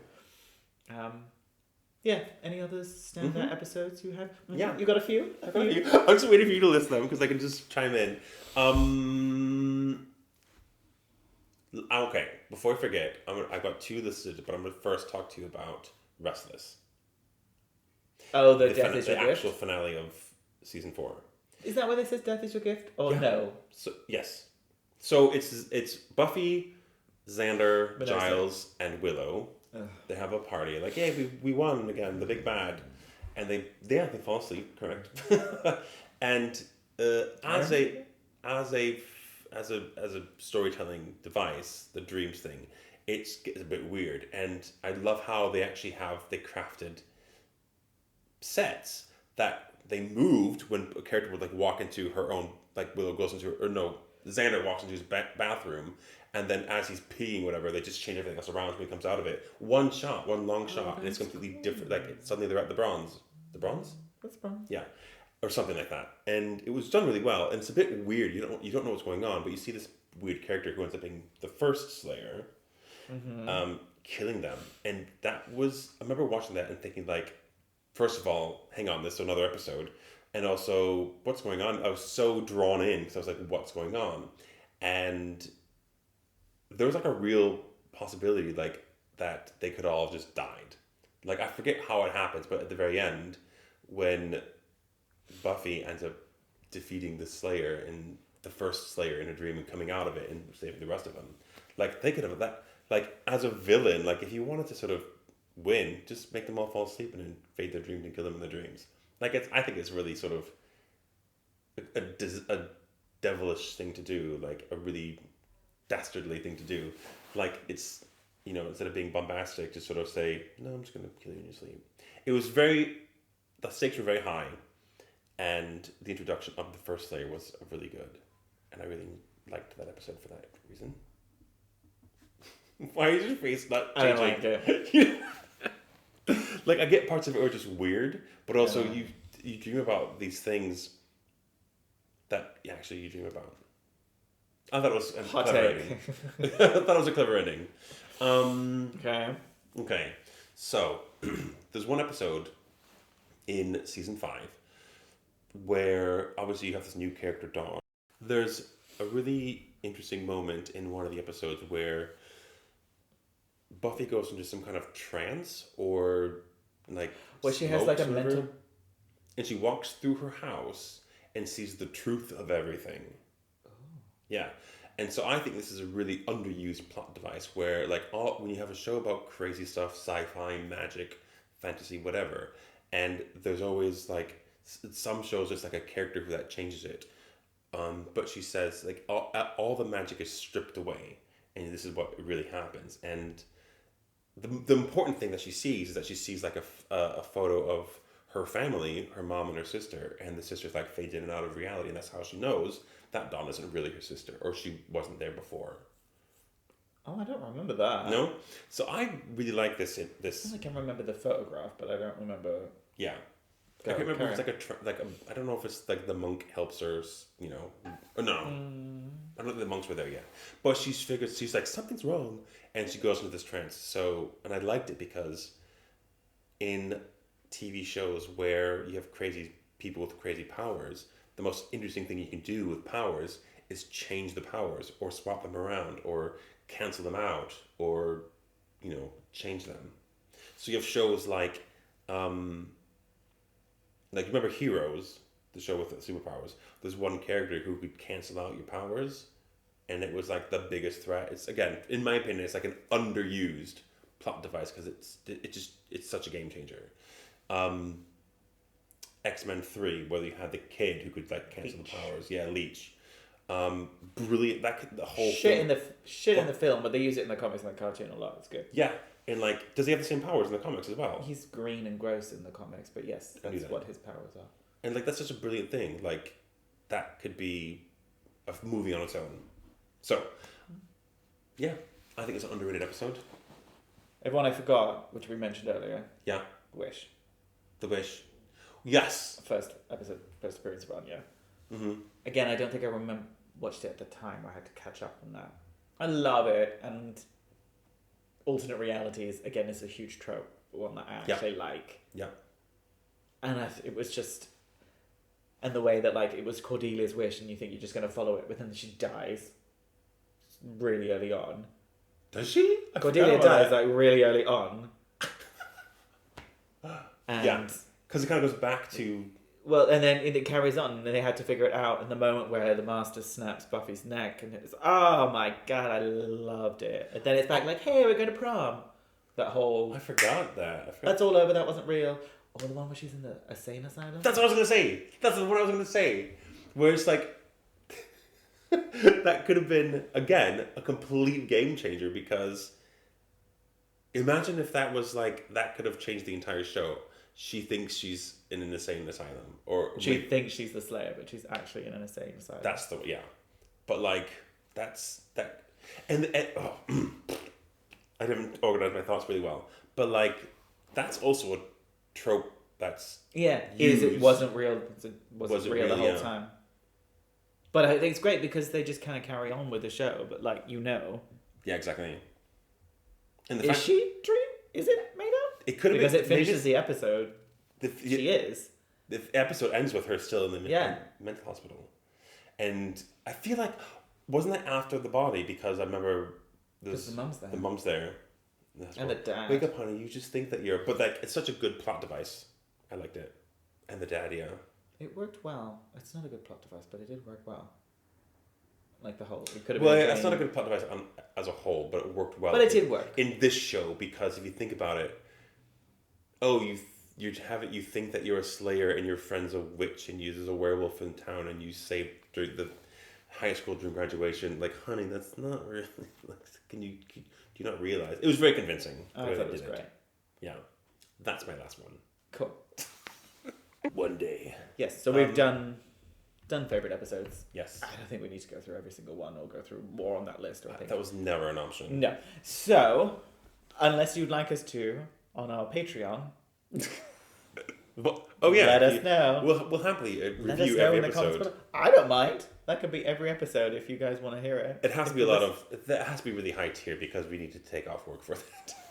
We will have we will have jobs. Just be a long process. So let's go into which we both would be willing to do. Happy to. Yeah. Happy to do that. Let's do the characters then. Yes, let's do our favorite characters and also. Do you want to just do underrated and overrated? Yeah. We don't have to talk about favorite characters. No, because we've kind of like it's Buffy and... Yeah, let's just do overrated and underrated. Because we like a lot of the characters. And I hate Xander. I don't think I need to do that. Hate Xander, no, we don't have to. But Hot take. Yeah. Overrated character. Mm-hmm. Oz. Okay. I feel like people rave about him, or a certain type of person raves about him, and he was put in to be this ultra, I don't even know what, for the straight girls kind of thing. Yeah, because in the high school era, the high school chapter, he was like the year above. He's just this. He's like, oh, he's so the cool different, guy. and he's just so nice, and he's so in love And he with plays a Willow. guitar. Oh my god! All of his stories are boring. Yeah. All the werewolf stuff is shit, and there's that one wild things where like he just wants to run around with the other werewolves and that's when he leaves and all that kind of stuff. Mm-hmm. I don't give a shit. I kind of like the whole supernatural aspect of having a werewolf in this show, but I wanted it to go somewhere. It's It didn't crap. really go anywhere. It didn't go anywhere. It's not like they used it. Not that it was interesting. It's like, oh yeah, now this one's a werewolf. What? Okay. Werewolves exist? And they realized that they either didn't have the budget for it. Yeah. Or they tried and it's like, fuck, No. this looks awful. And the character was dull. And it was another one of those, I'm just a boring for most of the time. Because they can't use him as a werewolf. It's like, I'm just a tiny little human. Oh, I'm so important. The team can't go. Oh, we need your help, Oz. No, you don't. No, Fuck you don't. off. You're not interested. He's You're fodder. not important. Please leave. Yeah, So fine. she can be a lesbian. Part and of he that, did. and I love Seth Wow. Green actually. Oh, I love him. He's great. He's Adorable. Great. And the part of the problem is werewolves. Werewolves are stupid. Werewolves are stupid. Werewolves are great when it's, when you're writing a gothic novel and you're like, oh, but every full moon the passion comes out and you can't help but transform. But in nowadays, that's boring. It's so overdone. It's overdone. Vampires But and like, werewolves. werewolves are so boring. It's like we have to pretend it's like, oh no, it's not just the full moon. It's either day on either side as well. And the way to deal with it is just lock them up. It's so boring, and he wasn't. Like, it'd be cute if it was like, oh, he's a wolf. Oh, cute. But it's this weird Wendigo. Oh shit. I don't remember crap that part. character. He was so ugly. It was awful. Flumping. No. Bye. The scary thing about werewolves is that they just get out and wreak havoc with things. They just. I don't even know what's scary about werewolves. They're cute dogs that may kill you. Big deal. Yeah. Rabbit dogs, basically. Exactly. Yeah. I get it. And a lot of people, they're like, oh, he was there for her. He's so lovely. He's like, true. I don't care. Yeah. Do not care. Not 1 second do I give a shit about it. It's like, oh, I wonder where Oz is. That's mine. Most overrated. Hot take. Go. Underrated character. Dawn. I think Dawn gets a bad rap. I think Dawn is introduced and it does a really good job of making everyone go, what the fuck? Okay. Yes, she gets whiny at times. Yes, she gets sort of... At times? Hang on. But because she serves a very important function in the family dynamic, because if Buffy has a sister, if she's an only child, you can get away with a lot of things because she's just focusing on herself and her world-saving responsibilities. But if she has a sister, she has a family, she has someone to look after, they did that instead of making her have a baby kind of thing. Like if people have a baby... That's a really good point. Yeah, because that could have been an awful trope. Yeah. Let's give her somebody else to care about familial responsibility. The fact that Dawn is a nobody that wants to be somebody that exists purely because of this magic that happened makes her really interesting because she has to deal with the fact that she doesn't really have a purpose, and she wouldn't exist if it wasn't for this conjuring whatever. She didn't actually have a childhood. There's one interesting moment. One of Xander's very few memorable moments is when I think it is season 7 because they find out that Dawn doesn't have the potential to be a Slayer, and she's like devastated, and Xander's like actually has to talk to her like, listen, it's okay to be normal, which I get because that again, you're not going to appreciate all the superheroes, the superpowers if you don't have a few normies as well. and I'm not defending Xander in any way because that's not redeemable quality in him. But I think I remember that. It's good. It brings her back to earth, and so I think she does get a bad rap because she is very annoying and she tries to kill herself, and she's like, just, you know, I know a lot of people are like, hate her, just get rid of her. But I think she's underrated because she's not that bad. So, I love the concept. I love the idea. And then when you know this kid has to like, I'm not real, that sort of stuff. Very clever. My thing is, they created a sister. They created the key, made the key a sister so that Buffy would protect her above all else. Yeah. Why did they make her so fucking unbearable to be around? Because if what should they have done? Made her a witch or something? would have gotten more attention. Make her a nice person. Like, I know, on one hand, you've got she was introduced as a plot device to shake things up and make Buffy a different character. And her role, Michelle Trachtenberg's job, who is lovely. Like, she's been in stuff since, and she's like a delight. She was Harriet the Spy. That was before. That was before. Her job was to be the most insufferable, spoiled brat piece of shit. Yeah. She did that perfectly. And it was to like piss you off and to piss Buffy off and for Buffy to be different from what she was. It was a risk. Before. Which is, again, that's the plot device as I see it. But the story device was to make her the one that Buffy would protect above all others. Why not have her be a lovely sister that she would do anything for, rather than the one that she can't fucking stand? I mean, I know it's like, oh, your sister drives you crazy, but I'll still would die for you kind of thing. It's whatever, blah, blah, blah. But I will say, though, could have made her like a clever one or a cute one or a sarcastic one or funny or interesting or whatever. They made her the shrill, screeching bitch, which I know was the point. This is what I think is the the point. No, I get what you mean, but she could have made her interesting, but instead they made her a kleptomaniac. Insufferable. And it was like, that was it. That's her. That's as exciting as I think the difficulty with Dawn in season 5 is the same thing that Willow has in season 1 and most of 2, because there's not much you can do. You don't have any depth of the character, and so searching didn't really make her go anywhere in 6 or 7. No, maybe not. They kind of put her to the side. Like, she's still around. Yeah. You know?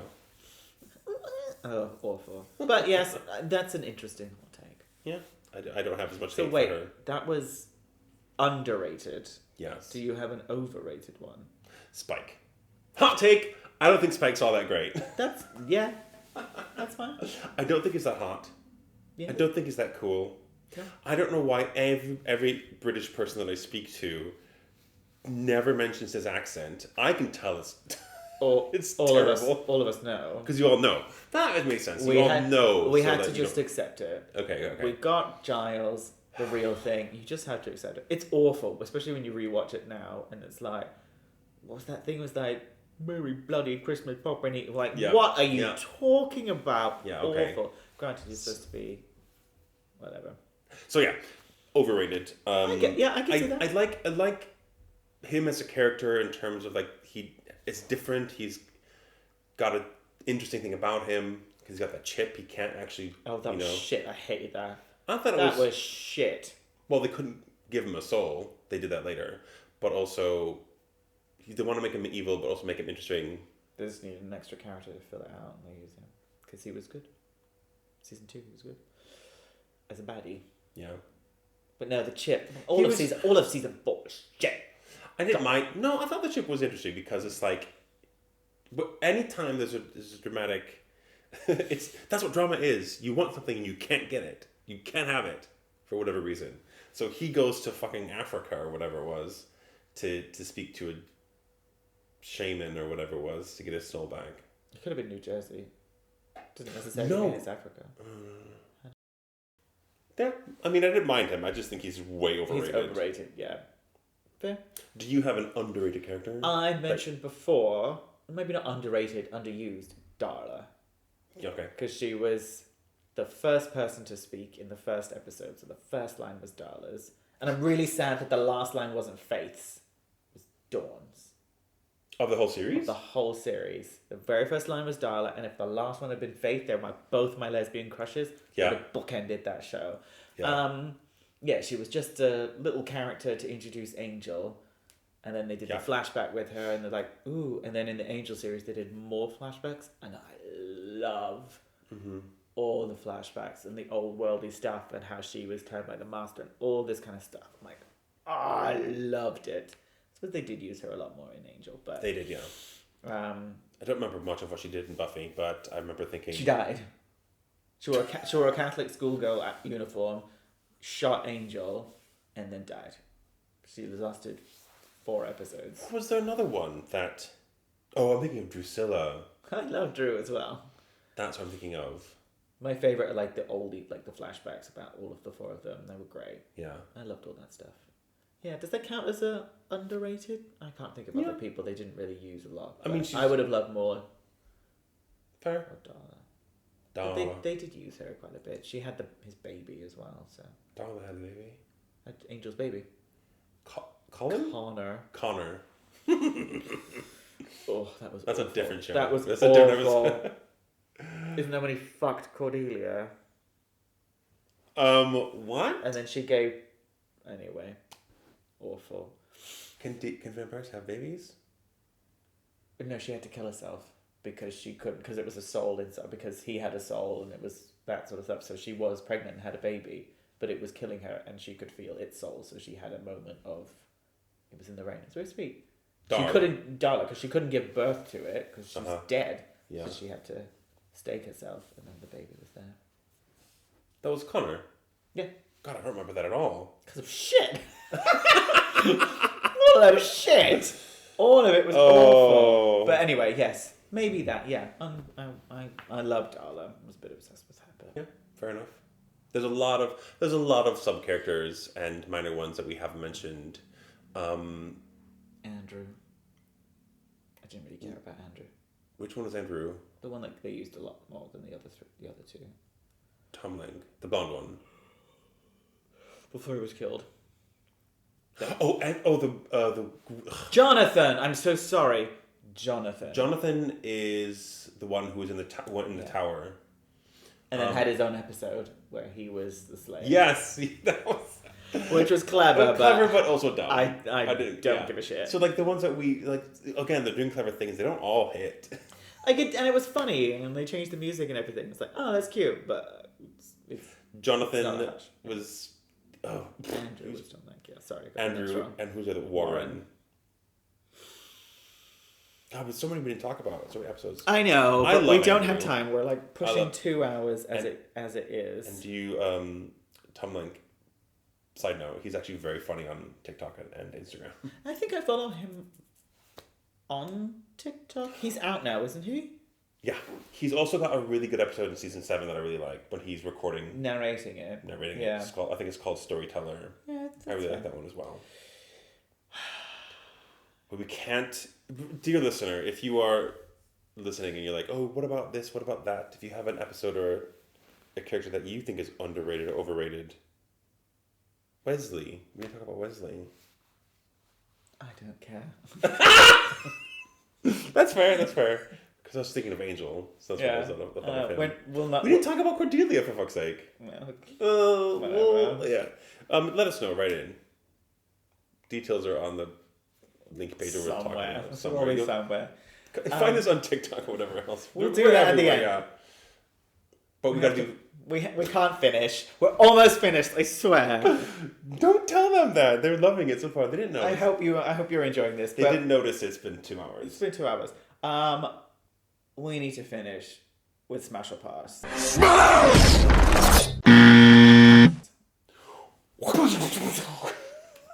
don't know why we do that, because it's not like... It's not going at the same time as we're doing that. You know, we cut it in, and then it comes back to us being... Gugush! You don't have to keep the gugush. I fucking will. I've got the list. You've got a list already, great. Let's do this. Let's just do it. Characters, Smash or Pass. You guys, if you listen, dear listener... Play along! Please shout out with your headphones on if you would Smash or Pass. Ready? This is characters, not actors. Characters, yes. And right? yeah, that's fine.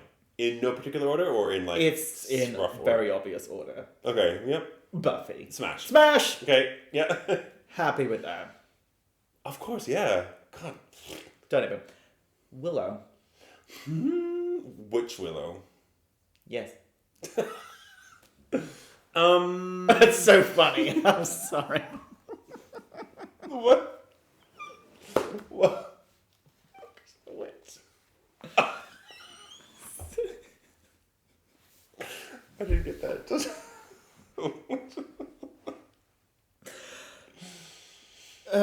Mousy High Schooler, pass. Which Willow? Witch Willow, I'd smash it. Dark Willow, I might pass that one. She's a bit too apocalyptic for me. I'm going to pass on all of them. She doesn't need this. She doesn't need this. She doesn't need this. It's just not one more problem You're too for her good to for deal her, with. honey. You're too good. Angel. Smash. Smash. Now here we go. Again, Witch Angel. Angel, smash, and jealous? Season 1 Angel. Youngest, fresh-facedest Angel from episode 3-4, where it's Angel and he's topless with big hair. Angel. Yeah, I still would. Smash. That's my favoriteest. Angel.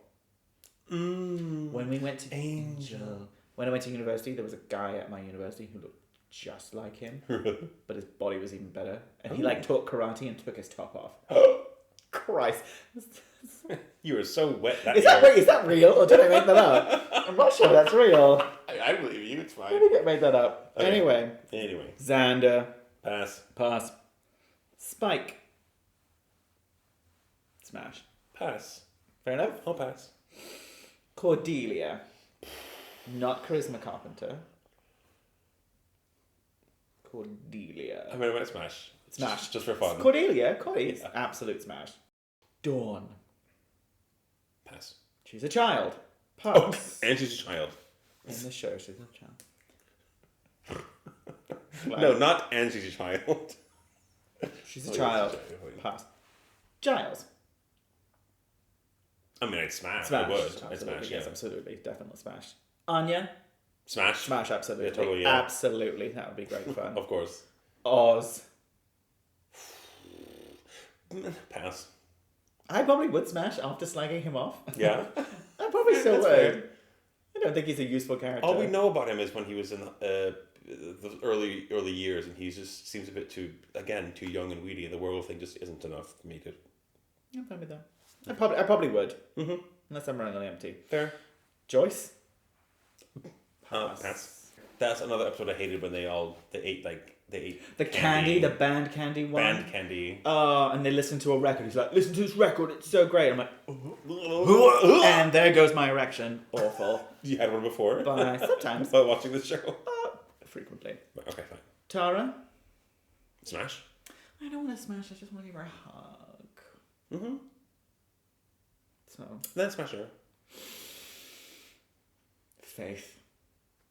See, I told you, again, after us slagging her off, I would smash her. Oh my god, yes. Her, if I could be bisexual or a lesbian, it's Eliza Dushku. Any moment. Oh, so bad. Drusilla. I don't remember. Absolutely, that would be insane. Really painful. I feel like she would like take a cheese grater to your penis at one point. I'd smash it though. Yeah. From what I remember. Riley. Pass. Pass. I'd probably smash it. No. I'd smash it. He's not got enough of the... Yeah. I mean, I'd love light hair guys, but... I'd smash because, well, I mean, what else have I got going on? It's fine. You get smashed out of desperation. I beg to differ. I mean, that's just... That's what I do my entire life. That's not like... My you said entire you would- career. Okay. Wesley. Pass. Yeah, I'm trying to think if he became Do a photo there. No, it's an awful one. I couldn't Oh, yeah, recognize him. If he was became the rogue person and was hot for a moment, and he never was. No.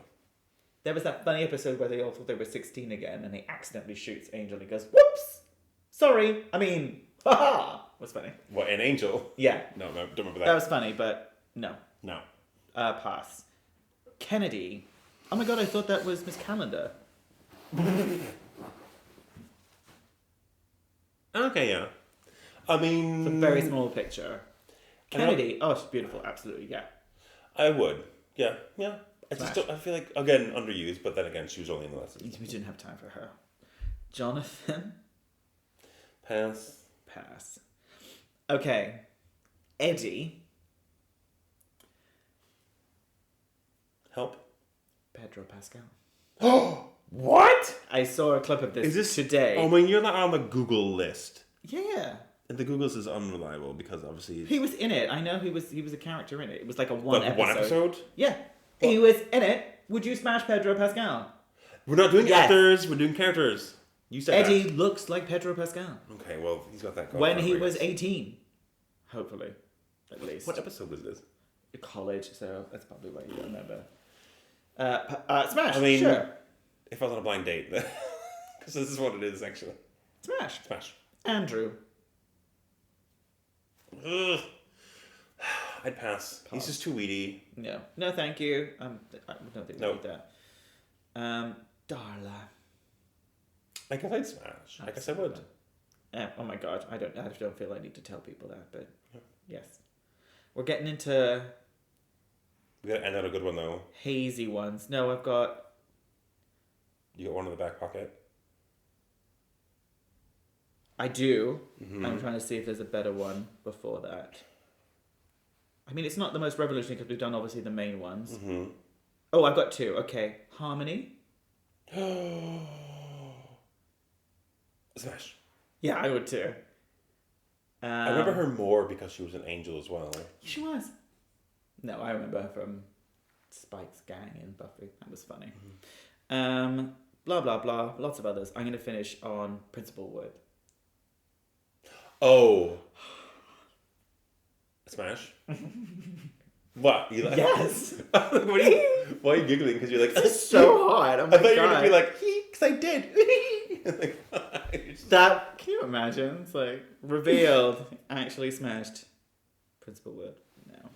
I thought he was mayor, but I was totally wrong. No. All right. I think that's enough, right? That's great, yeah. Well, that's good. Oh my God. Well, Oh wait, it hasn't been recording. lies. I know. It's paused. It's gone past 2 hours. We will try and make it. Wait, what do you mean? What do you mean? Oh, I thought you said it hasn't been recording. It has been recording. Yes, I was joking. Can you imagine? We've done And 2 then hours of talking to And fuck then, all. and then I saw the pause button, and I thought it was paused. No, Because that's how No. electronics work, obviously. because it's not paused yet. So we're probably tired now. Okay. I think it's time to stop. I had fun, though. I did too.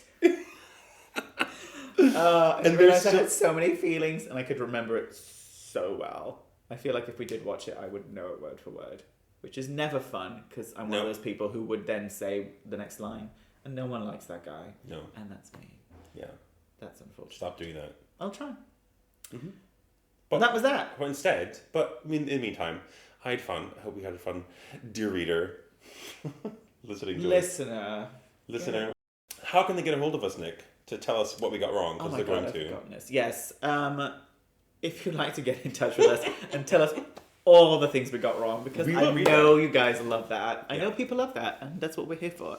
You can email us at incompletegeekspodcast@gmail.com. Mm-hmm. I'm just going to do ours, the team Yeah, socials. we're from going to now change on. it. You, if you want to reach out to us individually, fine, you can come find us. But basically on Instagram, there's nothing there yet, but there will be. By the time they hear this episode, there will be. And TikTok, we are at Incomplete Geeks. I don't know if you can see that in the background. At Incomplete Geeks on TikTok and Instagram. Yeah. Please reach out. If you see our videos on any of it, please like, comment, share. It really helps us because we want to share more episodes. Tell your and everything like friends. that. Tell your friends. Give us a rating. Yes. Follow us on Spotify, Apple Podcasts, everything like that. We Amazon really, really appreciate Podcasts. it. Amazon. Give us a rating Google. because it really does help us. And we like making these. We want to do more of them. We might have a Patreon in the future where you can do some stuff if you want to help us out. But let's not get ahead of For ourselves. now, Just listen. Just give us Please a rating. just listen give for us, now. give us a rating. That'd be great. And it's gone on for so long. I'm so sorry. We wanted to get as much as we could. I'm 100% sure we've got stuff We've got wrong. a lot of stuff wrong. And I'm okay with that. Yeah. But as we said before, we're not complete geeks. But we are working on it. Thanks for listening. Thank you. Bye-bye.